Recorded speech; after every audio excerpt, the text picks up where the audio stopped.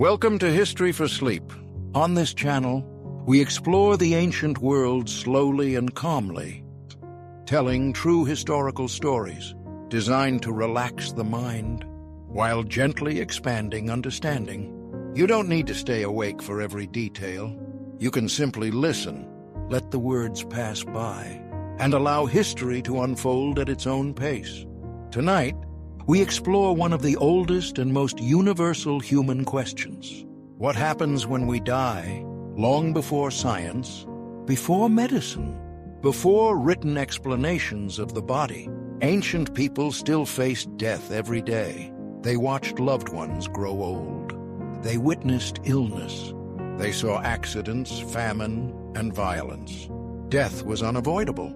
And so, every early civilization developed an explanation for it, not to escape fear entirely, but to make life understandable. Across cultures, these explanations shared a common purpose. They gave meaning to loss. They created order in chaos. They helped the living continue forward. To understand ancient beliefs about death, we must begin with an important truth. Early humans did not separate life and death the way modern societies often do. Death was not hidden. It happened at home, in the community, in the open. Children saw it. Elders prepared for it. And because death was so visible, it demanded explanation. The earliest explanations came from nature. Hunter-gatherer societies observed cycles constantly. Day turned to night. Winter followed summer. Plants died and returned. Animals disappeared and reappeared. From this, death was understood not as an ending, but as a transformation. Many early cultures believed the dead returned to the earth, the sky, or the spirit world that surrounded daily life. Spirits were not distant. They were nearby, in forests, in rivers, in wind and fire. The dead were thought to remain present, able to influence the living. This belief shaped early burial practices. Bodies were placed carefully, often with tools, food, or ornaments. These were not decorations. They were supplies, proof that the dead were expected to continue existing. As societies became more complex, beliefs about death became more structured. We now turn to one of the earliest civilizations to leave clear written records: ancient Mesopotamia. In Mesopotamia, death was accepted as inevitable and rarely romanticized. The afterlife was known as the land of no return. It was a shadowy underworld. All people went there, regardless of status. Kings and farmers shared the same fate. This belief reflects Mesopotamian life itself. Their environment was harsh. Floods were unpredictable. The gods were seen as powerful, but often indifferent. The afterlife mirrored this reality. It was not a place of reward or punishment. It was simply existence after life. This belief encouraged people to focus on life itself. Success, honor, and joy belonged in the present world. Death was not feared excessively, but it was not celebrated. Now we move to ancient Egypt, where beliefs about death were very different. For the Egyptians, death was a continuation of life. The soul was made of multiple parts: the Ka, the life force; the Ba, the personality; and the Ek, the transformed spirit.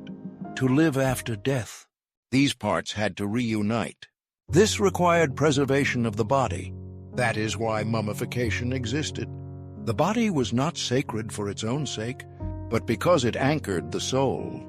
The afterlife was a journey. The dead faced judgment. Their heart was weighed against the feather of truth. If the heart was light, the soul entered a peaceful, eternal life. If it was heavy, it was destroyed. This belief system encouraged moral behavior. Truth, balance, and order were central values. Death was not random. It was meaningful. Preparation for death was preparation for eternity. Now we turn east to ancient China. In early Chinese belief, the boundary between life and death was thin. Ancestors did not leave. They remained connected to the family. They could offer protection, guidance, or misfortune. This belief led to ancestor worship. Rituals were performed regularly. Food was offered. Names were spoken. Remembering the dead was a moral duty. To forget an ancestor was to disrupt harmony. Death, in this worldview, strengthened social responsibility. The living acted honorably, not only for themselves, but for generations past and future. Now let us consider ancient India. Early Indian beliefs introduced one of the most influential ideas about death: rebirth. Life was seen as a cycle. Death was not final. The soul moved on. Actions in one life affected the next. This concept, known as karma, gave moral structure to existence. Suffering was not meaningless. It had cause, and life had purpose beyond a single lifetime. This belief encouraged introspection, discipline, and spiritual growth. Liberation from the cycle became the ultimate goal. Now we pause briefly and observe a pattern. Across cultures, beliefs about death reflected how people lived. Harsh environments produced sober afterlives. Stable societies imagined order beyond death. Spiritual traditions saw death as transition. These beliefs were not random.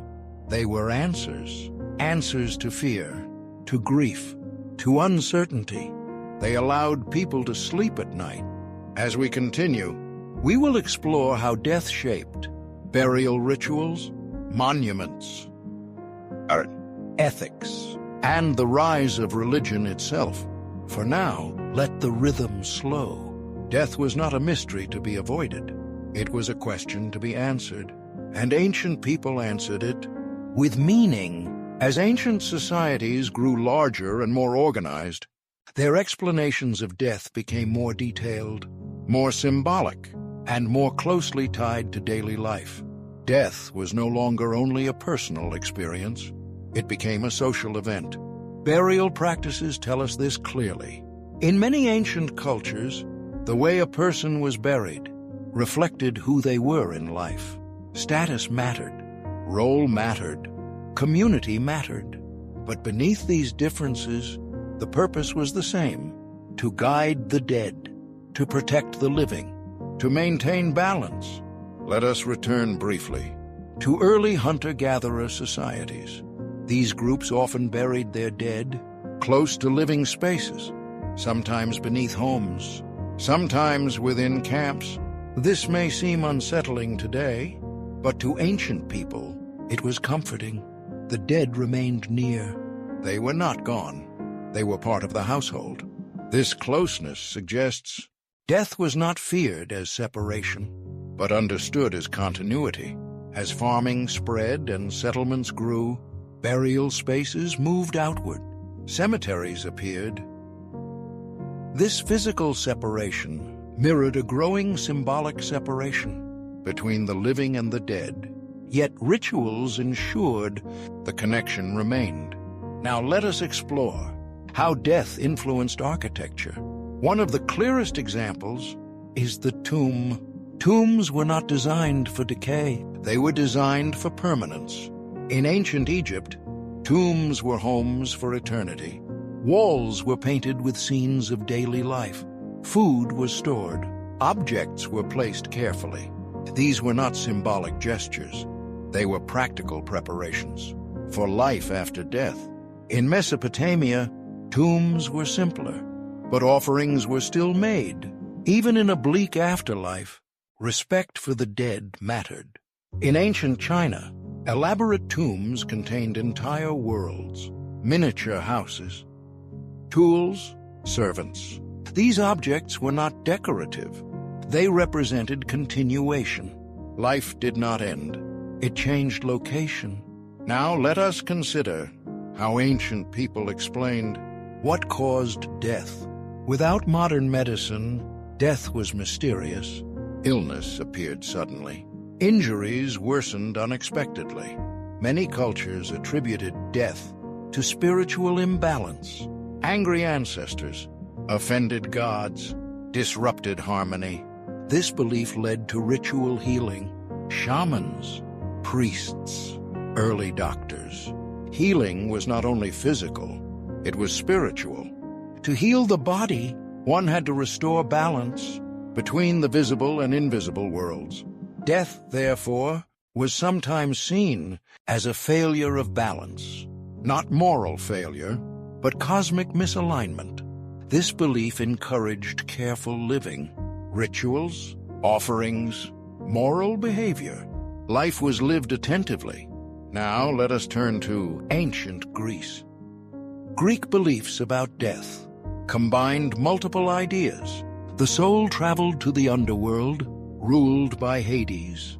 Most souls lived as shades, retaining memory, but lacking strength.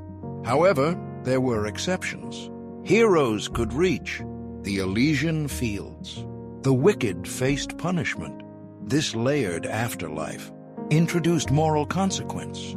More clearly than earlier systems, Greek philosophy later added depth. Thinkers asked, is the soul immortal? Does consciousness survive death? Some believed yes. Others believed death was peaceful oblivion. Importantly, these debates were open. Death was not taboo. It was discussed calmly. Philosophy itself was preparation for death. To live well was to accept mortality. Now we consider ancient Rome. Roman beliefs were practical. Early Romans believed the dead became household spirits. They protected the family. Later, Greek ideas merged with Roman traditions. Public funerals honored social contribution. Death reinforced civic identity. A good life earned remembrance. To be forgotten was the greatest loss. This belief placed value on legacy. Now let us slow again. Across all these cultures, death served a purpose beyond fear. It shaped behavior. People lived morally because death had meaning. They honored family because ancestors remained present. They built monuments because memory mattered. Death explained life. Now we address a deeper question. Why did ancient people need these explanations? Because uncertainty is heavy. The human mind seeks order. Without explanation, death feels chaotic. Belief systems turned chaos into narrative, and narrative brings peace. Even when the afterlife was bleak, as in Mesopotamia, it was known, and knowing is calming. Now let us consider children in ancient societies. They grew up hearing stories of death, not to frighten them, but to teach acceptance. Death was part of education. It taught respect for elders, respect for nature, respect for time. Life was precious because it was temporary. Now imagine an ancient evening. A fire burns low. Stories are told. Elders speak of ancestors, of journeys beyond life. Children listen quietly. Death is not screamed. It is explained. And through explanation, fear softens. As we move toward the later part of this journey, we will explore how ancient beliefs about death gave rise to organized religion, moral codes, and long-lasting cultural traditions that still shape us today. For now, let your breathing slow. The ancient world was not obsessed with death. It understood it, and through understanding, it found calm. As human societies developed more stable structures, their explanations of death became woven into law, religion, and daily behavior. Death was no longer only a personal concern. It became a foundation for how societies functioned. One of the clearest ways this happened was through moral codes. Ancient people did not separate morality from the afterlife. How you lived directly affected what happened after death. In Egypt, truthfulness and balance were essential. A dishonest life weighed the heart down. In early Indian traditions, actions created consequences. that extended beyond a single lifetime. In China, honoring parents and ancestors ensured harmony for both the living and the dead. These beliefs answered a practical question: how do we encourage cooperation, kindness, and responsibility in a world without centralized enforcement? The answer was simple. Life continues beyond death, and behavior matters. Now let us explore how ancient beliefs about death shaped religious leadership. Priests, shamans, and ritual specialists held a powerful role. They were not rulers in the modern sense. They were interpreters of signs, dreams, illness, and death. When someone died, the living sought guidance. What rituals were required? What offerings must be made? How could the soul be guided safely? This created shared structure. Death was not faced alone. Community surrounded it. Now we turn to another key question. Did ancient people fear death? The answer is complex. They respected it. They prepared for it. But they did not hide from it. Fear existed, but it was not overwhelming because death was expected. High infant mortality, shorter lifespans, frequent disease. Death was part of the rhythm of life. Modern fear often comes from denial. Ancient calm came from familiarity. Now consider ancient myths. Many myths are not about gods alone. They are about death and rebirth. Osiris dies and returns. Persephone descends and rises. Inanna journeys to the underworld. These stories taught listeners that descent is not permanent, that darkness is followed by return. They were not entertainment. They were reassurance. They explained loss. They gave hope. Now let us address burial rituals more deeply. Burial was not only for the dead, it was for the living. Rituals allowed grief to be expressed in structured ways: crying, offering, silence. These acts created closure. Even today, funerals serve the same purpose. This is not coincidence. We inherited this understanding from ancient cultures. Now we turn to a subtle but important point. Ancient people did not all agree. Beliefs varied widely. Some believed the soul survived forever. Others believed consciousness faded. Some believed in judgment, others in rest. What unites them is not belief in a specific afterlife. It is belief in meaning. Death was not meaningless. That was unacceptable. Now imagine an ancient craftsman building a tomb, each stone placed carefully, each object chosen deliberately. This effort was not wasted. It was investment in memory, in continuity, in peace. Now let us consider how ancient explanations of death still shape us today. Our ideas of heaven and hell, judgment, rebirth, ancestor respect. These ideas did not appear suddenly. They evolved slowly, layer upon layer, each civilization contributing something. Even modern science, in its own way, continues the ancient quest. We still ask, what happens after death? What is consciousness? What is the self? The questions remain. Only the language has changed. As we approach the final part of this journey, let us slow once more. Ancient people lived close to death, but they were not consumed by it. They accepted it. They explained it. They built meaning around it. And in doing so, they learned how to live. In the final section, we will gently bring these ideas together and reflect on what ancient wisdom can offer us today. At the deepest level, ancient explanations of death were not about the dead. They were about the living. They answered a simple but essential need. How do we continue after loss? By giving death a place in the story of life. Ancient people reduced fear. They did not need certainty. They needed meaning. And meaning brings calm. When death was understood as a journey, a transformation, or a return, Grief became something that could be carried, not erased, but held. Ancient societies understood that fear grows in silence. So they spoke of death openly. They told stories. They performed rituals. They remembered names. This created emotional balance. Today, we often separate ourselves from death. We hide it. We avoid it. And in doing so, we sometimes increase anxiety. The ancient world offers a different approach. Acceptance. Not surrender, but understanding. Now let us reflect on the central truths shared across ancient cultures. Death is natural. Life is temporary. Actions matter. Connection continues.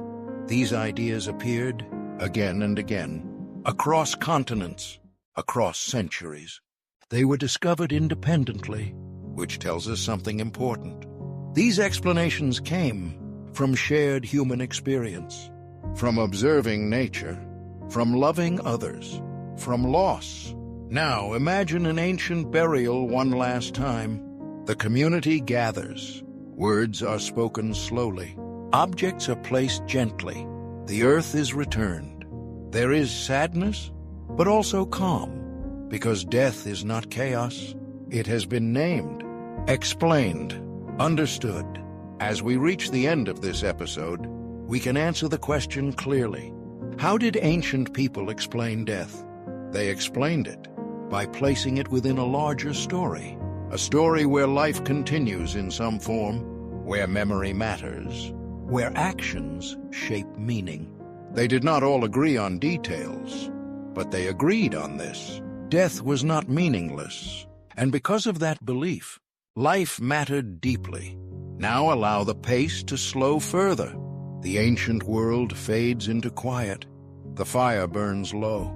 The stories end.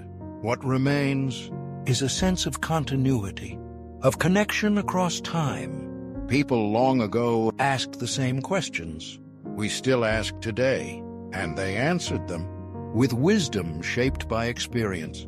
As your thoughts begin to rest, remember this simple truth, shared by ancient cultures everywhere. Life is brief, meaning is lasting, and understanding death helps us live more peacefully. Let the ancient voices grow quiet now. History rests, and you can rest with it.